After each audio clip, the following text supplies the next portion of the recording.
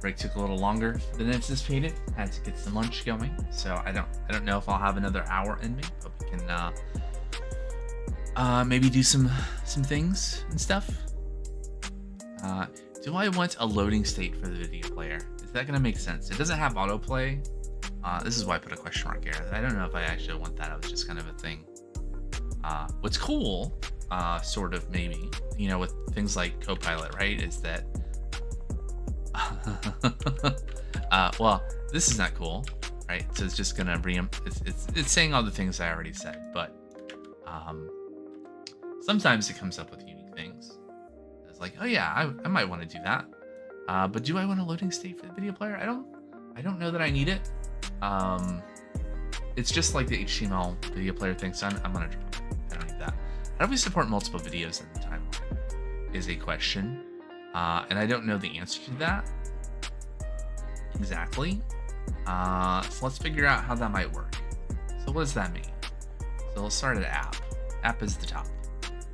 At some point I should add actual tests. Like this test fails. It's just like from boilerplate. But yeah, anyway, I should have tests at some point. But not yet. So how does this work? So we create a timeline provider. What is content here? It's the video metadata. Right, so we're parts and content. So I have some utilities here that's like, take the JSON and put it into the correct representation. So we have a length, right? And this shows me some types that I'm going to care about updating. So we have raw video metadata. So I talk about an API here. It's just a JSON file right now. So presumably, we're saying the raw video metadata has a length. We're gonna change this to be like video. Do I want it to be video URLs or just videos? I think video URLs. Videos URL? Video URLs? Something like that. Let's add some documentation. A list of URLs to the video files. Ordered, not by quality. In time order.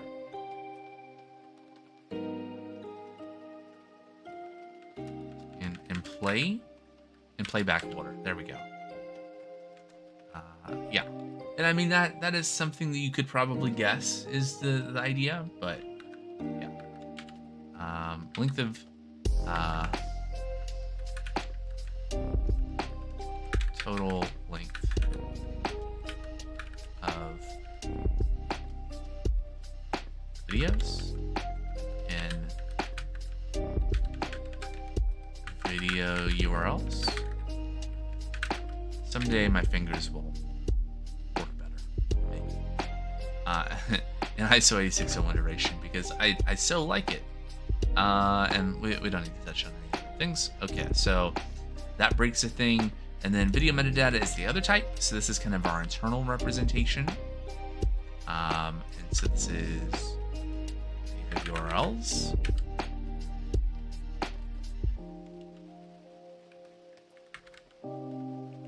Let's see. Does this work? Sort of.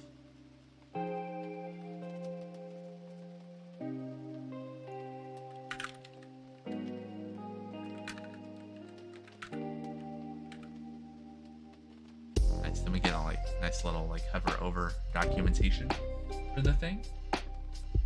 Checking lunch. Being picked up. Okay, well, it might get a little cold because I do want to actually make some progress here. So let's so raw content is coming from a JSON file right now, just for the purposes of having a thing that works. I had a fun experience as I was getting this repository. Fun experience getting this repository ready to be pushed up. I had an MP4 here, so it was like hundreds of megabytes. I don't know how big it was. So it was a big file, right? for kind of just testing things. And I did not have a get ignore before, so I at some point accidentally checked it in. So I had to use a fun command that I don't think I've ever used before, filter branch, to rewrite history in the repo, which was no big deal because I never pushed it up before, right? But that was one of the things I did to get this repo ready to go. Anyway, what am I looking for? I'm looking for a JSON file. It might be an SRC. There we go. It's added a JSON. Okay, so this is going to be video URLs. Oh, that's fun. And this is going to be ep131.mp4. So I'm not overly I'm not going to try to necessarily. Ooh, actually, easy way to test this. Let's just make two of the same file, right? So we'll just double over. That'll save me having to grab a different file. Use the same one twice. And let's fix all the things. So this is actually really straightforward because the types are very similar between raw and not raw video metadata. And then it's just all the other things that are broken now. So video player, instead of taking a video URL, takes video URLs. And then we just propagate the change.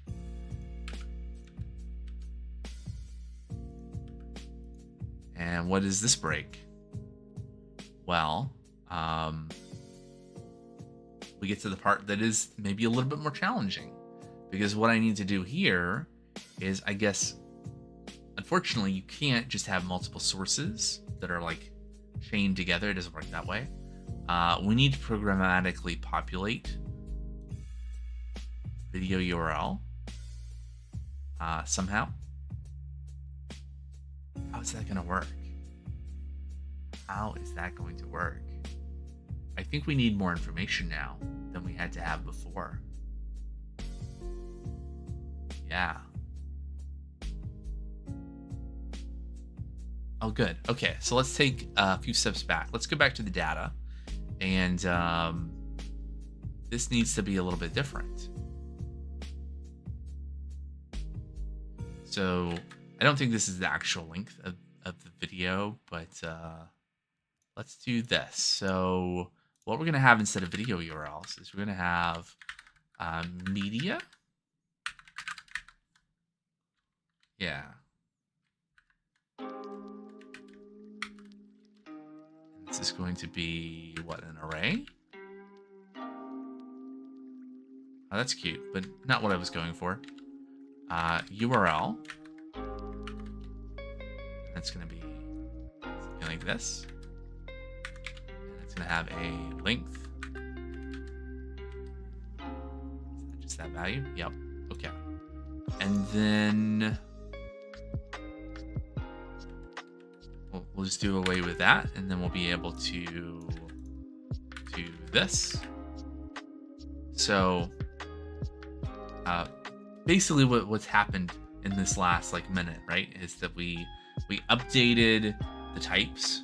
I could have started from here from the data, but I started from the types, and it was okay, well, we need a list of things instead of a single thing, right? And then just kind of propagated that change until we get to a part where no, it only takes a single value. So the question that I was internally asking myself was okay, well, how do we get that single value?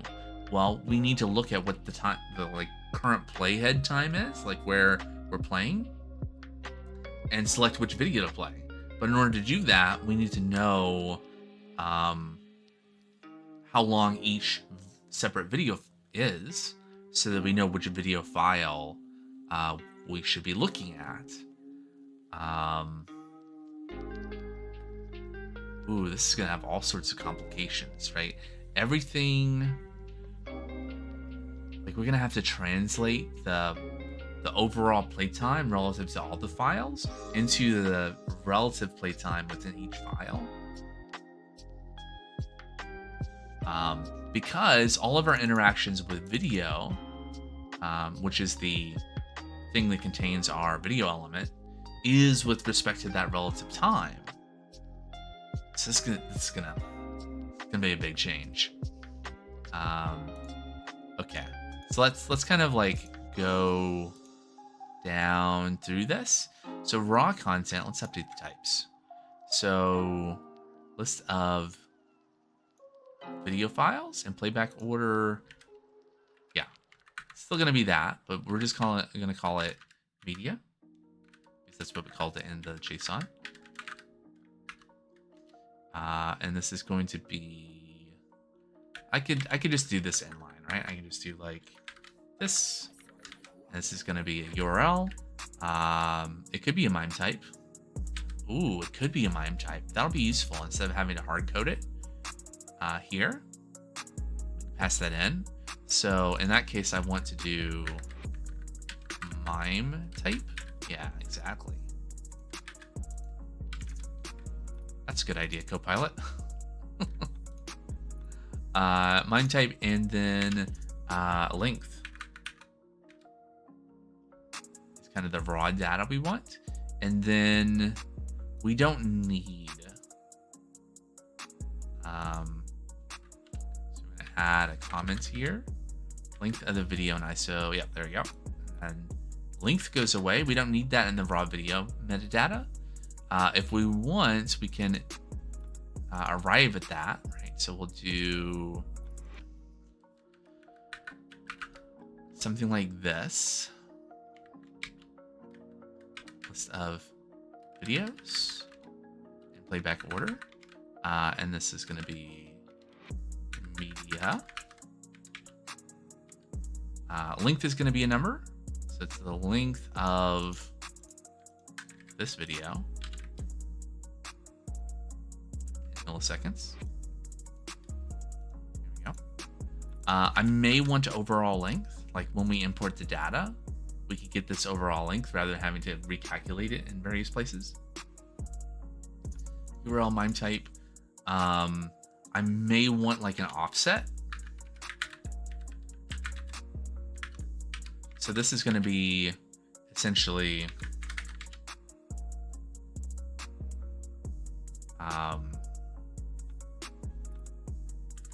how much time has elapsed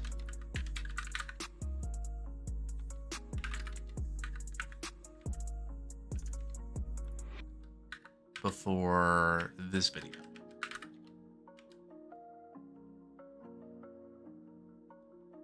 Right, so the initial one, the initial video will have an offset of 0. And then the second video, so element number 1, would have an offset that is the length of the previous video. And so this is just a way we're doing some caching, some gathering of data ahead of time for this data. And so this changes. So we're going to do some mapping. So we're going to map over media. Does this work? We're going to take everything in item. We're going to replace length with using ISO2MS on item.length. And we're going to calculate an offset by taking all the media files from 0 to the current index and reduce it by accumulating the number of milliseconds starting from 0. This is nice. This might be how I might have done it if I would have done it. And then the length of the whole thing is another reduce operation over all the items. There you go. Okay.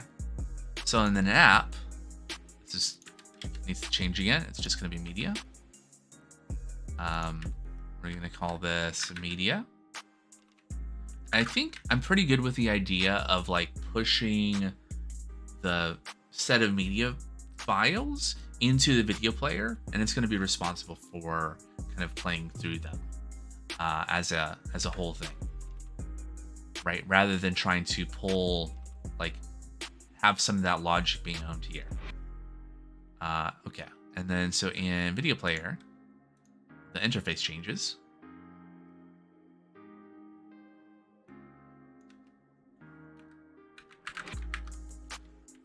So this is the part where I realized that actually I do want this to be its own interface. right? So we're going to have a export interface. What are we going to call this? Media file? Sure. And then it's just that.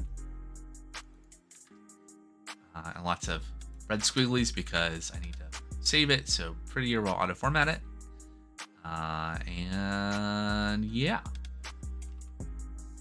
Do I actually want to say see this? No.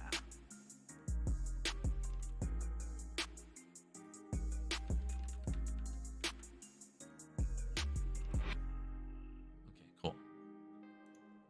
Do I want to add a document? Yeah, total length of the... Yep. Total duration of the videos.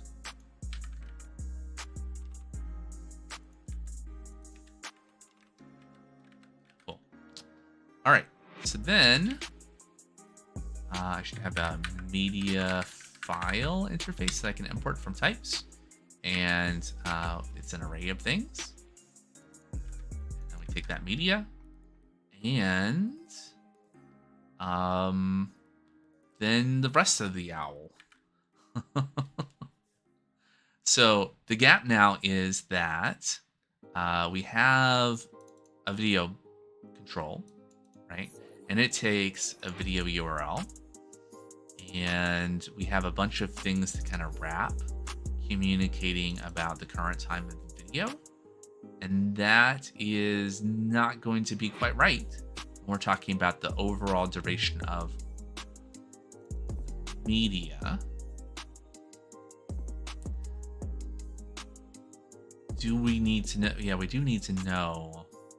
So a piece of information we didn't have before, or we read from the video directly through the HTML element, through the DOM, was the length of the video.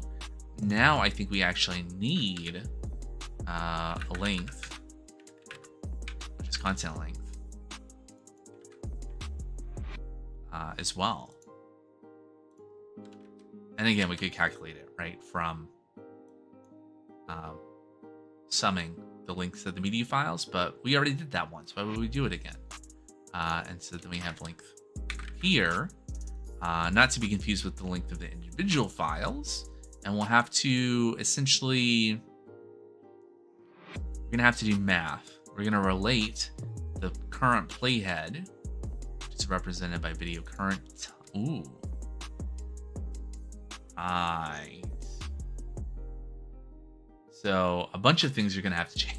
I think I said this before, but coming back to this, a bunch of things are going to have to change because previously we were using current time in the video to represent, like, keep track of where we are in playing the video. Now we need to kind of own that, or wait.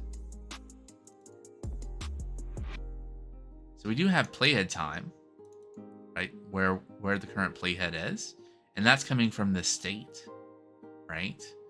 And then we can seek to a time. Maybe